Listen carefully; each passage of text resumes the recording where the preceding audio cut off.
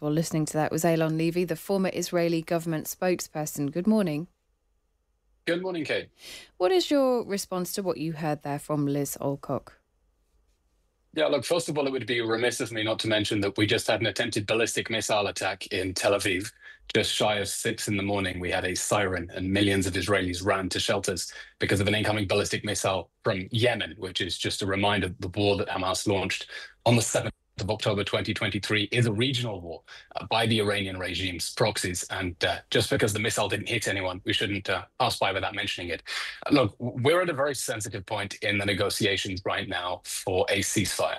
Israel is pushing for a temporary ceasefire that will allow us to get half of the hostages back and create space for diplomacy that will enable us, hopefully, to get all of the hostages back and remove Hamas from power. And I think what Israel is doing now with the offensive in Deir al-Balah is signaling to Hamas that it's time to show some flexibility in the talks and enable us to get to a ceasefire. And if he doesn't, then Israel is willing by itself to continue to progress towards the goals of the war, which are the removal of Hamas from power and the destruction of its remaining military capabilities.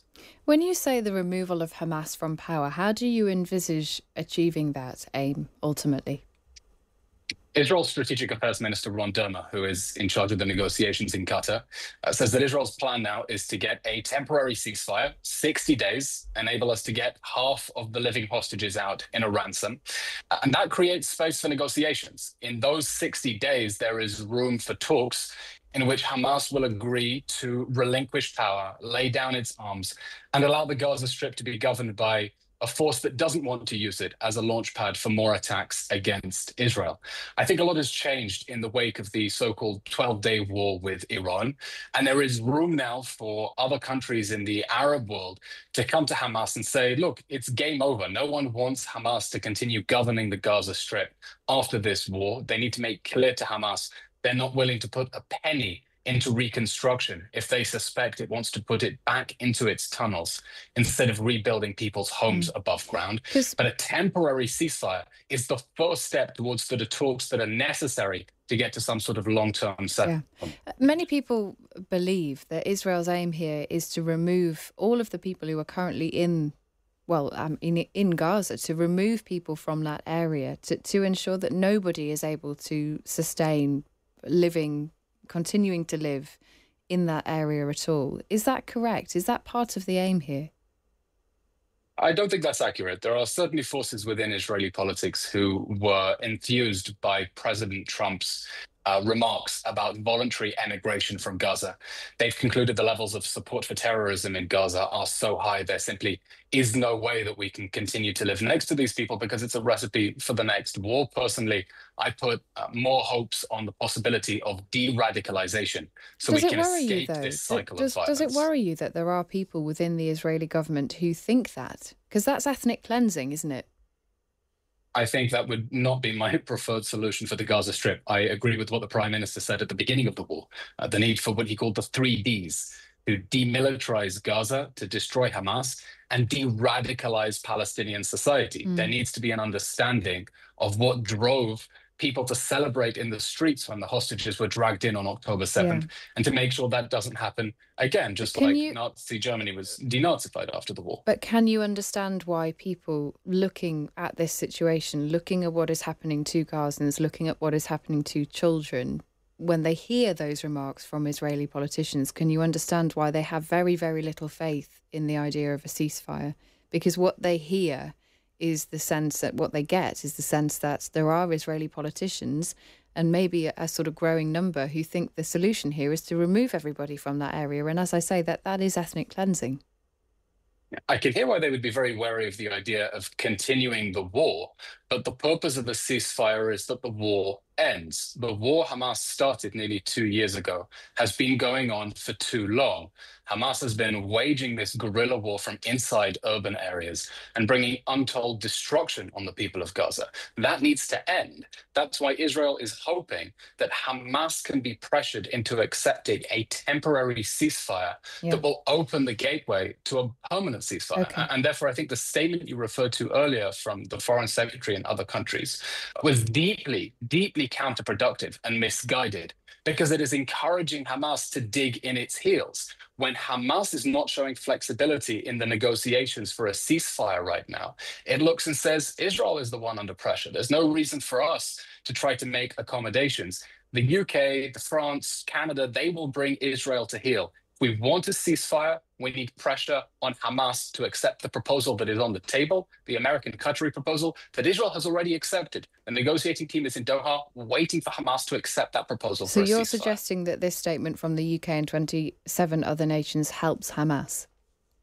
I think this statement has made the prospect of a ransom deal and ceasefire less likely and is prolonging this war by encouraging Hamas to dig in its heels. Absolutely.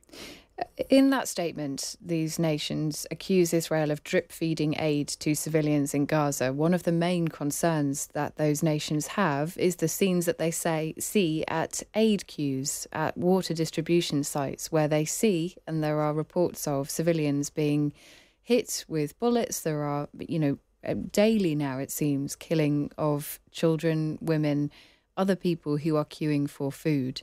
That is unacceptable, isn't it?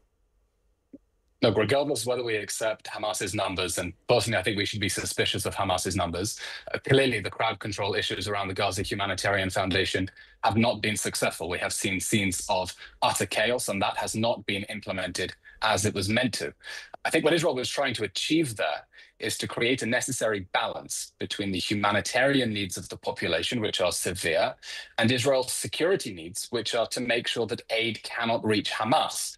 The problem with the previous mechanism is less that Hamas was diverting aid, is that it was able to tax the aid because it's the government of Gaza. That enabled it to refill its coffers and prolong this war by paying the fighters who are starving the hostages and still fighting out of hospitals. But if your suggestion is that you don't want aid to get into the hands of Hamas fighters, why are you positioning aid distribution points? Why is Israel positioning aid distribution points close to military zones, where as Israel says, that's where Hamas fighters are? Why not move them away from those zones and open more aid distribution stations so you wouldn't see these repeated scenes? Well, Gaza is one large military zone at the moment. There are areas that are under the control of the IDF and areas that are still under control of Hamas. And therefore, the Gaza Humanitarian Foundation, an American organization, has set up those distribution centers in areas that have already been cleansed from Hamas control to try to make sure that Hamas cannot get its hands on aid. And I think that countries that rightfully are concerned about the humanitarian situation in Gaza and want to make sure that people get the aid should engage with Israel on creative ways to make sure aid gets to people who need it, make sure Hamas can't steal it. Because if we go back to a mechanism where Hamas can tax the aid that's reaching the markets and use it to finance its war machine, what proof do you have that that's happening? I mean, the images of Hamas gunmen sitting on top of aid trucks have been broadcast live on Sky News, and the UN has been quite clear it relies on. Well, hold on a minute. That's what you've just told me is that Hamas taxed the aid, and that's what you wanted to stop. But what's the proof of that?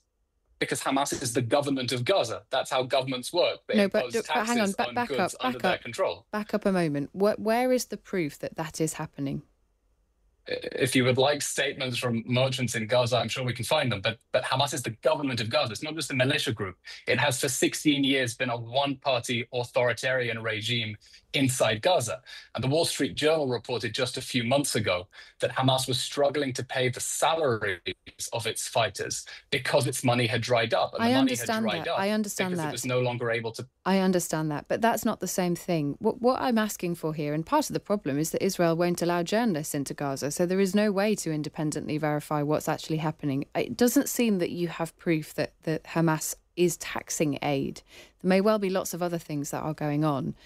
Why will Israel not allow journalists into Gaza? Do you think it should at this point? Again, I would refer you to the Wall Street Journal article that explained that Hamas is running low on money to pay its fighters because it's no longer able to tax the aid inside the markets. As for the question of journalists, first of all, there are Palestinian journalists inside Gaza. We're always being told that they are brave, that they are independent. And if that is true, then their word should be as good as a white journalist who's able to come in from another country and has no special advantage. The reason that Israel does not allow journalists into Gaza, and the Supreme Court has accepted this when a petition reached the court at the beginning of the war, is the fear of exposing troop movements inside Gaza. The most important thing for Israel is to keep its soldiers safe. We've already lost nearly 900 soldiers, and there is fear that cameramen with cameras on the roofs would expose troop positions and put them in danger. Personally, given the number of stories we've seen coming out of Gaza that later turned out to be either completely fabricated or at least inflated, I think Israel is paying a price for the decision not to let journalists into Gaza in order to keep its troops safe. But that is the reason, and as I said, was accepted by the Supreme Court when it was came up in a petition. So is now the time to change that policy, in your opinion, do you think? I think the military needs to make its own assessment of how to keep Israel's soldiers safe in the most fiendishly difficult urban battlefield the world has ever seen, where Hamas is fighting from inside and under civilian buildings and would, of course, try to use the international press as human shields like they've used so many other civilians as human shields. Eylon Levy, the former Israeli government spokesperson, thank you for your time this morning. Thank you, Kate. Always a pleasure.